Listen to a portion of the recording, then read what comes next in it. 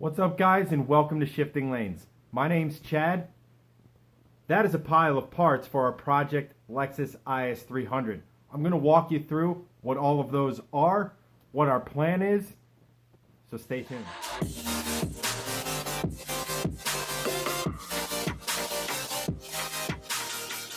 So first off, thank you so much for watching. If you like what we do, like what you see after the end of this video, consider giving us a thumbs up, maybe even subscribing. We really appreciate everything you guys do for us. It helps us make builds like this, our Volvo, our BRZ, and even our Project Aston Martin. Now, onto the parts. The first set of parts is to address something we actually did. I didn't intend on going suspension this soon in the build. I planned on seeing where things were at and then addressing it. However, we put these beauties on the car. Those are VMR wheels. They look awesome. They're actually the only ones in the world in this bronze color from VMR. Thank you so much to VMR for hooking us up with these bad boys. However, the 18 by 8.5 inch wheels wrapped in federal rubber are slightly taller than the stock wheels. That caused a problem, and that is, well, for lack of a better way of putting it, the Lexus looks lifted now. It's almost a 3-finger gap between the fender. It looks tall, it looks goofy. That won't do. Now, even though I wasn't really planning on doing suspension this early on in the build, it's something that needed to be addressed ASAP. Now, to that end, I called up DZOD. If you're not familiar with them, dzod.com is a great website for aftermarket parts. They can get you pretty much anything you want, and they make stuff for the Lexus, for BRZs, for Scion TCs, all that sort of stuff. Headers, turbo manifolds. They're fantastic. I definitely recommend you check them out. They didn't pay me to say that, but that's basically where I've been doing all of my shopping for the Lexus.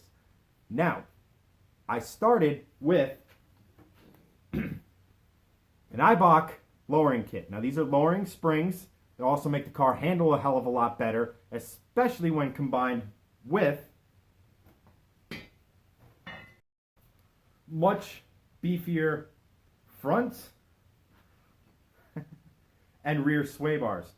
Now, this will obviously drop the car, I'm hoping, an inch, inch and a half. It'll get rid of this weird-ass gap, make the car ride nice.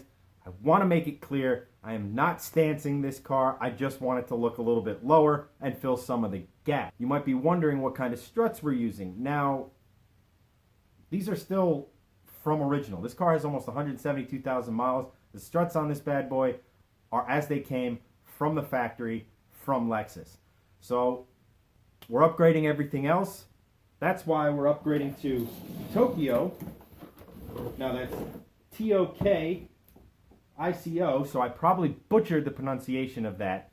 But that's where Chris came in at DZOD. He's kind of the guy who runs the show over there. He hooked me up with these for a phenomenal deal. So thank you so much to them. And guys, please go check out their website if you have an import. It's a phenomenal site. I can't say much more about it. It's definitely worth your time.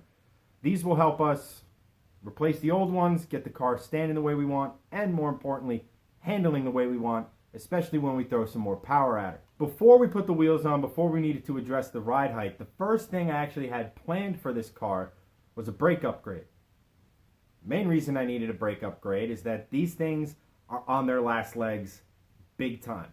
The car's really only good for short trips, nothing really much over 40 miles an hour, otherwise real firm pulse from the brake pedal.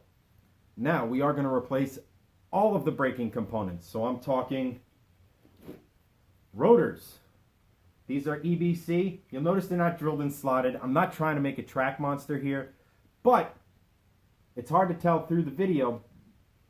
This isn't your standard IS300 front rotor. It's actually significantly larger than your standard Lexus IS300 front rotor. It is an LS400 rotor. Now stay with me. I didn't confuse my Lexuses. I didn't do any of that sort of stuff. I got this by design. Obviously, this is not going to fit with the stock calipers, nor do we really want those 2-piston bad boys on our build. We're upgrading stuff, but we're doing so on a budget. Well, how do you do that on a budget? Well, there's two ways. You can do the new age thing and hit up eBay, or you can go to a junkyard and find yourself a set of LS400 brake calipers. Yes, they will fit. I'll explain that in a second. But we got these. That's a 4-piston front brake calipers. It's going to fit on there. These are way cheaper than any other big brake kit you can do. But this is not a direct bolt-on. The actual, I don't know if you can see it, but these threads don't actually line up with the carriers. So, in order to make this conversion work, there's one place you can go. Unfortunately for Lexus owners, if you want to do this on the cheap, you got to head over to Figs Engineering. That is the part I've been waiting for what feels like months now. That's the part that's been holding up doing the brakes, doing the suspension, doing pretty much everything to this car, is I had to wait for Figs to make brand new thread adapters. Now, you can get the thread adapters and you can get the spacer from, I think it's Megan Racing, or you can just go to Figs, spend $270 and get yourself this. Now you have your new carrier bolts, you have your spacers, that's what these orange things are. Sorry guys, keeping it in the packaging because this is way too important a part for me to lose, and I am prone to losing stuff. But the thing that makes a big brake conversion within the Lexus family possible are these.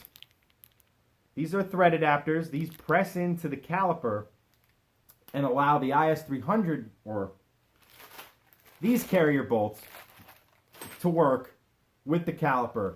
So that way you can get a big brake kit and not break the bank. Out back, keeping everything stock. I'm going to be upgrading the calipers there to basically brand new stuff. EBC pads and rotors back there too. For those of you wondering, that would be their yellow stuff pads. It's kind of their middle of the road pad. Good for the street, good for performance there. Not the best thing on the track, but not the softest pad out there. So you're not replacing pads continuously. It's kind of a middle of the road performance option. And here's the best part, guys. Got the brakes, got the suspension parts I need coming in. There's a couple of maintenance stuff I need to do to the Lexus. Number one, I need to replace the mass airflow sensor. Stripping a code. Down to probably my intake being oiled. And some cars do not like oiled filters when you go to a cold air intake. Now, take everything out of the equation. I installed my cold air intake wrong to begin with. However, I've just been eating through mass airflow sensors. I think in the past 4 years, this is going to be my third one. Got to replace that. However, I've ordered some fun parts. Now, I know a lot of you have asked, when are we doing power adders? Well, I'm happy to announce I have ordered headers, again, from DZOD. They're their green headers, so they have the integrated cats and everything into them. And I ordered their standalone ECU so that when we start doing more fun stuff to that engine, we have the computing power to back it up. The Lexus computer is good at learning, but it has its limits, and we're going to be passing those limits with some of the bigger mods we're doing to the engine. I am super stoked for those. I've had my eyes on these headers for years now. And that's it, guys. It is finally time to get to work on my IS300 and start upgrading stuff. It has been way too long, and it's high time I did something about it.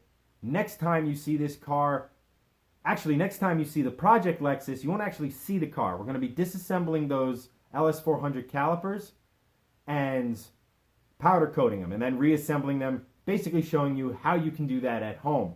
Next after that is suspension and brakes. Let me know how you guys want that broken down. I can do a suspension how-to and a brake how-to, or I can just do it in 2 parts. Whatever you want, I'll try to accommodate the majority of you. Again, guys, I'm Chad. You can follow me at Chenedy83 on all the social medias. Hit me up there. If you like this video, again, subscribe, hit the like button.